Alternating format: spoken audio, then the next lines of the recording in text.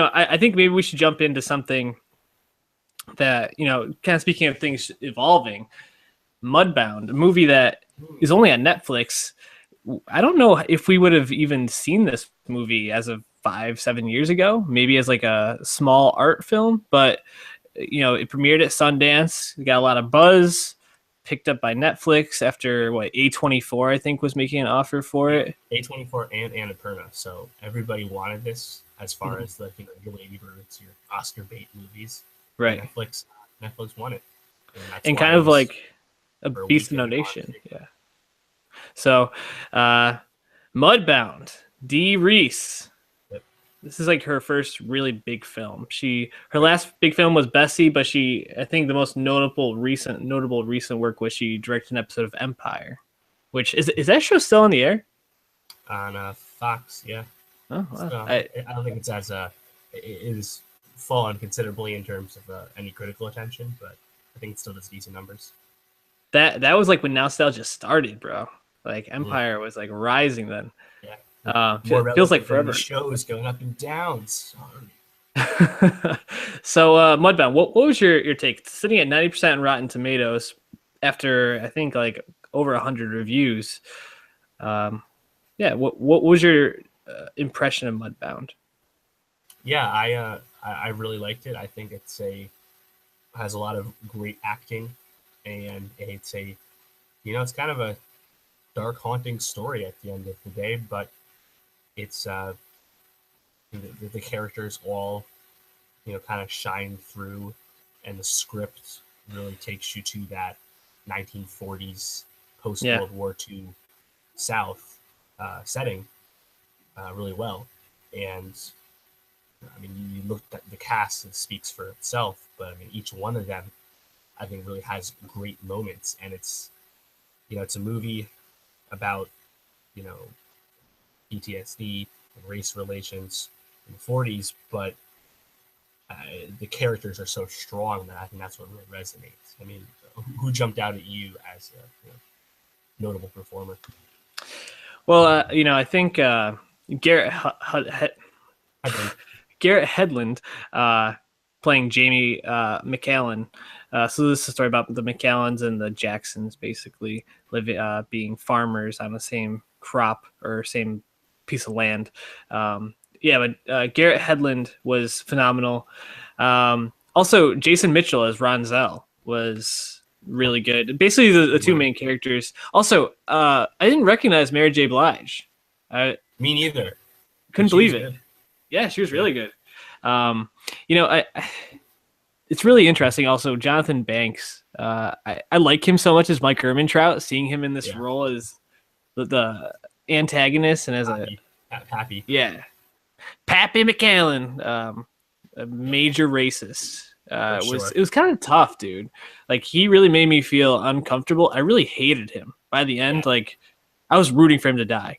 Yeah, it was interesting. So I read a lot of reviews about it, obviously, because it's a dark, deep movie. It's not going to create a lot of buzz on its own, right?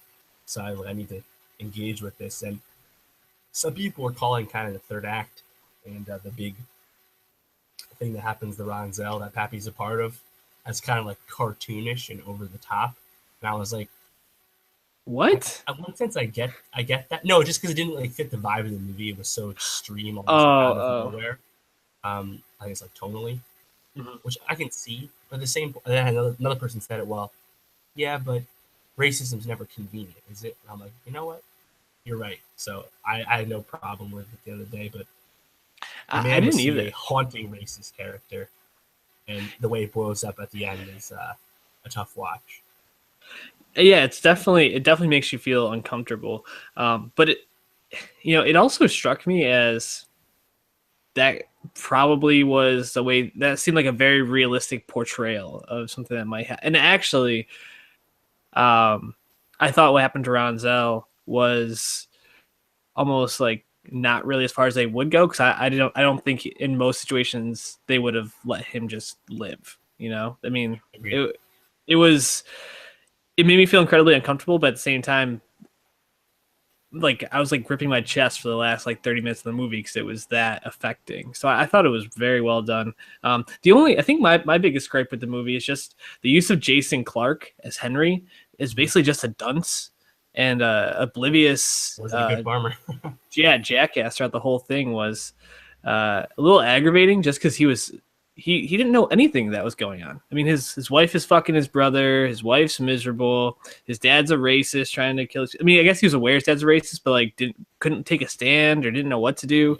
So he's basically was just nothing throughout the movie. But I think Jason Clarke actually represented a really important part of the movie, and it was kind of representing the world, which was that black families were just expected to help white people.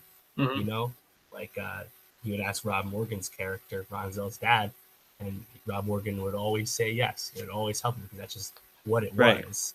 And even at the end, when Jason Clarke's like, "Hey, help me carry this coffin," it's like the coffin of my father. As the viewer, it's like he's still gonna help because it's not worth fighting it, you know. And it's a really good point, actually. Yeah, it's tough, and I mean, I really liked Garrett Hedlund too. I think the dynamic between him and Ronzel is great, and showing how veterans both would struggle post World War II, regardless if they were white or black. But of course, highlighting the obvious difference in treatments if you're white or you're black, and I mean, especially Ronzel having greater experiences in Belgium than back in his homeland.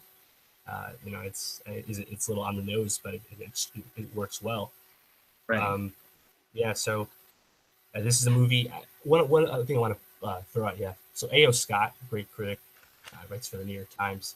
He said the movie kind of was too much about white guilt, and I don't know. Like, I feel like anytime any movie is made about the experiences of black people before the civil rights movement, it's automatically white guilt. You can't watch it as a white person unless you're having white guilt. I don't know. Like, did you feel it was like overwhelmingly about that? I didn't. I didn't have that sense watching the movie. Like, I didn't feel guilty. I think I felt frustrated. But it's also, you know, it's kind of interesting to think about it from that perspective because, you know, like Garrett Hedlund was such a progressive character for that time. And obviously they came from a more northern territory. I don't know if they're from the north, but more north than Mississippi, honestly. And, you know, thinking about just like my own biases watching this, like, and like my own perspectives on the world, I think it's the type of thing where you can read into it the way that you want to, but I think it speaks a lot about, I think, where races in our culture, where some people are feeling like there's, like you said, there's always going to be that white guilt associated with these kind of stories. And some people are going to feel like, well, I actually felt like it was kind of uplifting to see Ronzel pull through and be so strong and be such a really amazing black character. I thought very well developed and explored. And his family build themselves up out of sharecropping by the end. Absolutely. I mean, I think the movie has so much care in terms of, you know, I mean, a lot of people who don't want to watch, you know, black people experience what happened in the past on film. I totally get that. But again, it's done with a lot of care. Like, the script is so strong that when you do hear the N-bombs coming from white characters, I mean, it makes sense. It's not gratuitous, you know, and there's not like cartoonish amount of Klan action. You know, it's not like there's a lynching every 2 scenes or anything like that. So again, like I think it's made so well. There's so much care in the movie, and that I also feel like it ends really well. I like the point A to point B of it. Any white guilt criticism, it doesn't really matter to me, I guess. How did you feel about Carey Mulligan's character, Laura? God, I mean, they looked like they were living really nice up north, wherever it was. I know. Connecticut or something, like Maryland, I don't know. But yeah, they were dancing at dinner parties. She had a piano, and she marries this, you know, successful man. Maybe not as definitely not as charming as the brother Garrett Hedlund, but You let it Right. go, and then they just move to this shitty ass mud flat down south. Must be nice. But It's also it's yeah, no, crazy how back then you can just get away with saying like, "Oh yeah, I'm gonna buy this house from you." A verbal agreement at that time was supposedly supposed to be good enough. Like, yeah, this man gave me his word. What, dude? Get a fucking contract, bro. yeah. Show me How the long it took receipts. them to move, you know, Yeah, like via cars across state lines like that. Oh my god, it's. I mean, but it kind of alludes to what's to come with Jason Clarke's character not being the brightest. right, exactly. But yeah, Laura, you know, I'm not sure how I felt about like the whole thing between her and Jamie. I think it was just, I think it was necessary, but you know, again, it goes back to I just wanted Jason Clarke to like wake up, like I don't know, stop being such a dick. But I guess that's kind of taking your point. I think that's how a lot of people looking back feel like they wanted people to wake up and to open their eyes and see what was actually going on around them, the Yeah. injustices and how it affects other people. Again, like Jason Clarke, he never says the N bomb. He's Yep. respectful, but he's also, like a lot of people at that, most people at that time, did have some inherent racism. The expectation of the Mm-hmm. black family is there to help serve the white family, regardless of whether they're Mm-hmm. free or not. I mean, you Yep. know, it's And the it's done scene really with well. him telling Ronzel to go out the back door, not the front door, too, was Yeah, a pretty you don't want strong any scene. trouble now. And it's like, man, it's Yo, but shout funny. out Carrie Mulligan.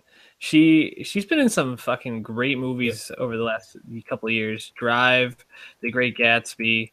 Um, let's see, well, Public Enemies was one, but I mean, I don't know if that was a great movie. that was okay. Pride and Prejudice was where she got her start. She's had a pretty decent That's really career for nice. someone who, yeah, has only been working for about the last 8 years. For sure. Yeah.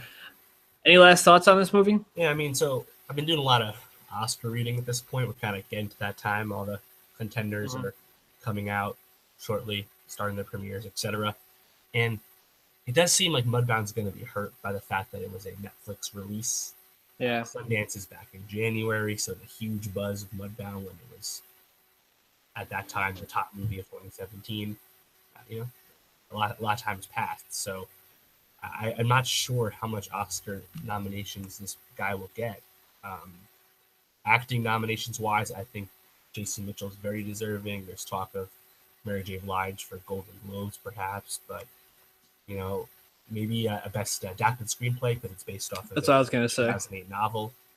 It should get something because it's very good. Mm-hmm. But despite not a lot of high profile Oscar movies, it is a tough race. So we'll see if we can crack Best Picture. Yeah, I was gonna say I think if anything, the writing will probably get noticed, and maybe the um like the set design or something like that, because you really did feel like you were like living in a mud flat. Yeah, uh, but we'll see. Hopefully, it'll get some shine. I think it'll be kind of like Ex Machina in a way where you'll see it get like upset a category that you necessarily weren't expecting.